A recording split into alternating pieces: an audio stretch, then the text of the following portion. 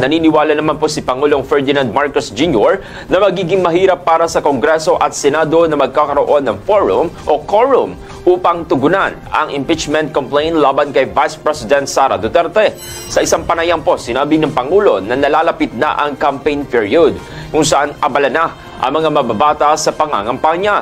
Dahil dito, inaasahang walang makapaglalaan ng oras upang talakayin ang reklamo. Ayon kay Pangulong Marcos, hindi rin tamang panahon ngayon para pag-usapan ang impeachment. Samantala, sumang-ayon naman siya sa opinyon ni Chief Presidential Legal Counsel Juan Ponce Enrile na nagsasabing mandato ng Kongreso na dinggin ang impeachment, ngunit binigyan din ang panganib ng hindi pagsunod sa saligang batas. Tinawag pa ng Pangulo si Enrile bilang isa sa pinakamahusay na legal thinkers sa bansa.